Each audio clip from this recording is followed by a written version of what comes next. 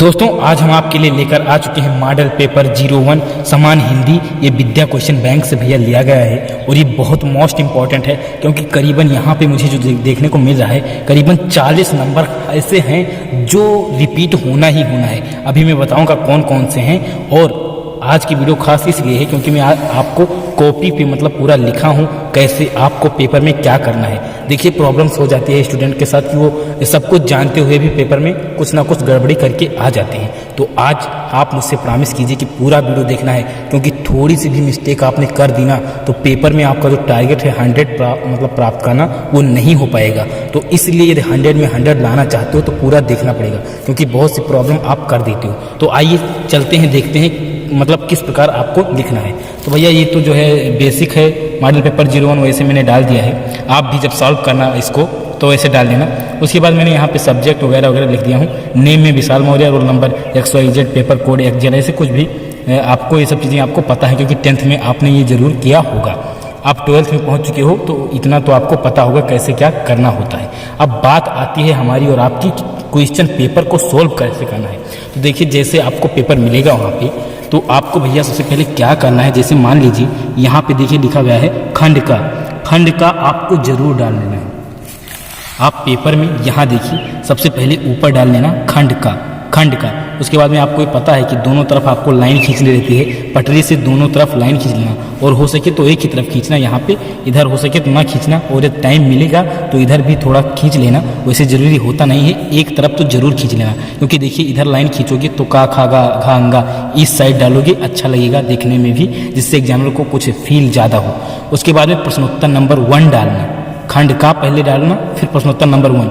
बहुत student direct वो प्रश्नोत्तर नंबर 1 डाल देते हैं जिससे उनके लिए आगे चल के प्रॉब्लम हो जाती है। तो ऐसा आपको बिल्कुल भी नहीं करना है। खंड का डाल देना जिससे कि उसको 100% क्लियर हो जाए कि ये खंड का ही है क्वेश्चन, तो इसलिए खंड का जरूर डालना। उसके बाद प्रश्नोत्तर नंबर 1 डालना। अब देखिए क्या करना है। अब आइए यहाँ पे क्वेश्चन पढ़ा जाता है। यहाँ पे भैया देखिए क्वेश्चन क्या है खंड का में। फर्स्ट क्वेश्चन है रानी केतकी की कहानी के लेखक है। तो पहले आप कोई पेंसिल लिए रखना, उसको भैया अपने पेपर में है टिक कर लेना, मतलब छोटा सा कर लेना जिससे कुछ प्रॉब्लम भी ना हो वहाँ हॉल में। क्योंकि कभी कभी ऐसा होता है कि आप ज़्यादा टिक लगा देते हो ऐसे बड़ा तो उसमें फिर प्रॉब्लम हो जाती है। चेकिंग में कुछ आ गया तो फिर आपके लिए थोड़ा प्रॉब्लम हो सकती है। तो ऐसा करने की वजह से आपको एक पेंसिल लेना हो फिर ऐसे पॉइंट कर देना, बहुत अच्छे से आपको पता चलेगा जिससे आप घर पे आओ तो उसको मैचिंग कर सको। मैं सोल्यूशन वैसे डालूंगा तो उससे मैचिंग कर सको कि मैंने कितना सही किया। तो जैसे पहला क्वेश्चन है रानी केतकी की कहानी के लेखक है, तो इसके क्या सही आंसर है इंसा अल्लाह खां फर्स्ट। तो इसको कैसे लिखना है यहाँ पे देखिए मैंने कैसे लिखा है का, उसके बाद में मैंने लिखा है फर्स्ट। अब देखिए स्टूडेंट के साथ प्रॉब्लम यहाँ ये होती है कि वो का लिखने के बाद तुरंत लिख देते हैं इंसा अल्लाह खां, खा लिखे विष्णु प्रभाकर, गा डॉक्टर राम कुमार मोरा। तो ऐसा नहीं चलेगा, आप इसमें ऑप्शन जरूर ऐड कर देना जिससे एग्जामिनर को 100% क्लियर हो जाएगा। क्योंकि यदि आप इस प्रकार लिखोगे तो मतलब वो टाइम लगा देगा ढूंढने में और यदि उसको ढूंढना पड़ा तो फिर आपके लिए प्रॉब्लम हो जाएगी। तो इसलिए इसको इस तरह लिखना, हमेशा ऑप्शन जरूर डाल देना साथ में। जैसे मैंने यहाँ पे डाला है ऐसे आपको ही डाल देना है। दूसरी चीज़, पेन के ऊपर मैं वीडियो बनाऊंगा, उसको देख लेना कौन सी पेन यूज करना है क्योंकि भैया थोड़ा सा भी पेन में मिस्टेक हुआ तो फिर नंबर गए। जेल यूज किया तो गए, आधा तो चला गया नंबर। तो इसलिए वो पेन भी बता दूंगा कि कौन सी यूज करना है। प्रश्नोत्तर नंबर 1 का सॉल्यूशन मैंने दे दिया हूँ, हो सके तो देख लेना। इस वीडियो में मैं आपको यही समझाना चाहता था आपको कैसे लिखना है। उसके बाद में आइए अब प्रश्नोत्तर नंबर 2 पे मिलते हैं। प्रश्नोत्तर नंबर 2 कहाँ है, यहाँ पे है। विनय पत्रिका किस भाषा पर आधारित है? विनय पत्रिका अवधी भाषा सही है। उसके बाद में टूका खा, निम्नलिखित कवियों में छायावादी कवि हैं बताइए? जयशंकर प्रसाद। उसके बाद में सुमित्रानंद पंत को उनकी किस रचना पर ज्ञानपीठ पुरस्कार मिला? तो किस पे मिला था? चिदम्बरा। तो यहाँ चिदम्बरा सही है। उसके बाद में कामायनी महाकाव्य में कितने सर्ग हैं? 15 सर्ग हैं। और यहाँ एक चीज़ और लेते जाइए बोनस, कामायनी का प्रथम मतलब जो सर्ग है उसका नाम बताइए। ये बहुत बार पूछा गया है तो इसको याद कर लेना, सर्च कर लेना। उसके बाद में अंगा नंबर है छायावाद के प्रवर्तक कौन है? छायावाद के प्रवर्तक तो जयशंकर प्रसाद जी हैं। तो इतने सही हैं, आप हो सके तो इसको याद कर लीजिए। इनमें से 1-2 नंबर तो आ ही सकता है। जैसे यहाँ आनंद कादम्बरी बहुत इंपॉर्टेंट है, बद्रीनारायण चौधरी प्रेमखन वाली ये बहुत इंपॉर्टेंट है। उसके बाद में आइए प्रश्नोत्तर नंबर 3 को कैसे डील करना है, कैसे लिखना है। इसका सोल्यूशन तो भैया मैंने प्रोवाइड कर दिया है, आपने देखा जरूर होगा। यदि नहीं देखा है तो उसको देख लेना। यूट्यूब पे टाइप करना मॉडल पेपर 01 विशाल मौर्य, फिर आपको मिल जाएगा। या ये ऐसे टाइप करना विद्या क्वेश्चन मॉडल पेपर, तो भी मिल जाएगा। ये बहुत इंपॉर्टेंट मॉडल पेपर है, इसलिए सॉल्व करा रहा हूँ, फर्जी नहीं करा रहा हूँ। उसके बाद में है प्रश्नोत्तर नंबर 3।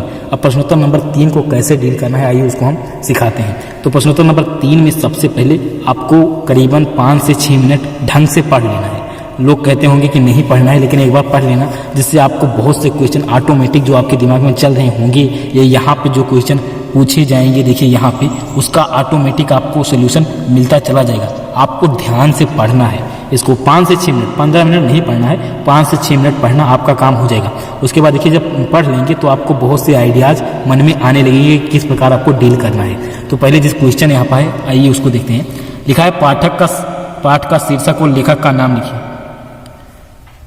तो यहाँ पे आप डायरेक्ट लिख भी सकते हो कि पाठ का शीर्षक ये है, लेखक का नाम ये है, लेकिन उससे बेहतर तरीका यहाँ पे मैंने लिखा है। देखिए आप ऐसे हेडिंग बनाना, प्रश्नोत्तर नंबर 03 मैं 0 लगा देता हूँ, मैंने हमेशा से लगाते आया हूँ, 10th के पेपर में लगाया, हमेशा लगाया हूँ, तो इसलिए आप भी यहाँ 0 जरूर लगा देना।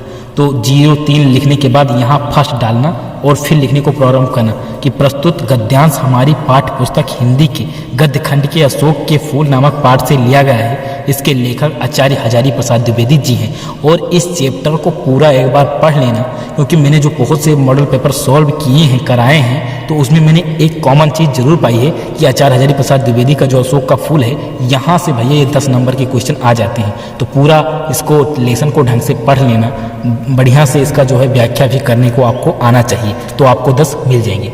उसके बाद में है रेखांकित अंश की व्याख्या। तो रेखांकित अंश की व्याख्या भी आपको सिंपल इसी तरीकों को लिखना है। मैं बस तरीका आपको बता रहा हूँ, इसका आंसर वैसे आपको पता होगा, नहीं पता है तो आइए देख लेते हैं।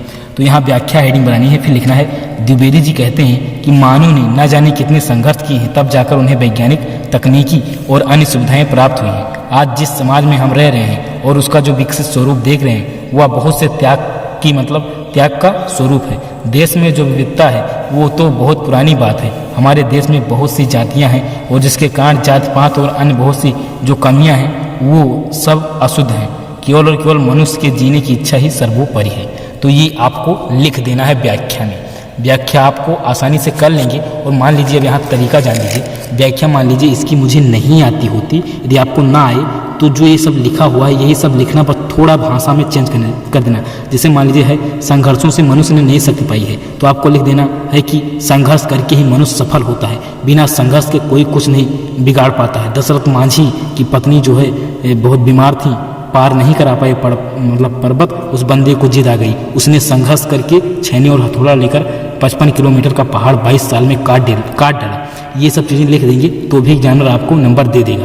हाँ 2 नंबर का होता है तो 1 नंबर तो दे ही देगा। तो जब आपको मान लीजिए व्याख्या नहीं आती होगी तो ये ट्रिक लगा देना, आपका काम हो जाएगा। जो चीज़ें यहाँ लिखी हुई उसी का थोड़ा थोड़ा रूप आपको चेंज करके लिख देना है। या यदि आपको कुछ भी नहीं आता तो भैया जैसा लिखा है वैसे ही उतार देना, कुछ नहीं आधा नंबर तो दे ही देंगे। तो ये सब चीज़ें ध्यान रखना। उसके बाद में आइए हम बात कर लेते हैं 3rd नंबर। तो मनुष्य की जीवन शक्ति कैसी है, तो आइए इसका आंसर यहाँ देखते हैं कैसे लिखना है। ऐसे आपको सिंपल लिख देना है, मनुष्य की जीवन शक्ति बड़ी निर्मम है। उसके बाद में निर्मम, यही इंपॉर्टेंट चीज़ है, इस पर नंबर देगा, यही आंसर है। तो इसको हाईलाइट कर देना, अथवा मैंने जैसे यहाँ बॉक्स बंद कर दिया है ब्लैक पेन से, ऐसे आपको बॉक्स में बंद कर देना है। वैसे जब पेपर आएगा तो मैं एक वीडियो स्पेशल बनाऊंगा कि कैसे कॉपी में लिखना है। उसके बाद में IB, आज हमारे सामने जो समाज का स्वरूप है वह ना जाने कितने ग्रहण और त्याग का स्वरूप है। ये क्वेश्चन था, आज हमारे सामने समाज का कैसा स्वरूप है, तो ग्रहण और त्याग का स्वरूप है। उसके बाद में 5वां क्वेश्चन है कि यहाँ देखिए लिखा हुआ है, लेखक ने मनुष्य की जिजीविका को किस रूप में प्रस्तुत किया है। तो इसका आंसर देखिए, लेखक ने मनुष्य की जिजीविका को दुर्दम रूप में प्रस्तुत किया है। तो इतना आप लिखेंगे तो भैया 10 मार्क्स मिलेगा। अब आने वाले समय में मैं आपको प्रश्नोत्तर नंबर 4 से लेके आगे के जितने हैं सबका solution day by day upload करूंगा। और इसके लिए बेहतर है कि चैनल से जुड़े रहिए, और यदि नहीं जुड़ना चाहते हो तो कोई बात नहीं, बस आप पढ़ाई जरूर कीजिए। तो अगले वीडियो में हम आपके लिए फिर कुछ नया करने का प्रयास करेंगे। तब तक के लिए सैनिक ऑफ, जय हिंद, वंदे मातरम। आज वॉइस की थोड़ा प्रॉब्लम हो सकती है क्योंकि मैं माइक में गलती से भूल गया था और वीडियो बन चुकी, उसके बाद याद आया, तो उसके लिए सॉरी।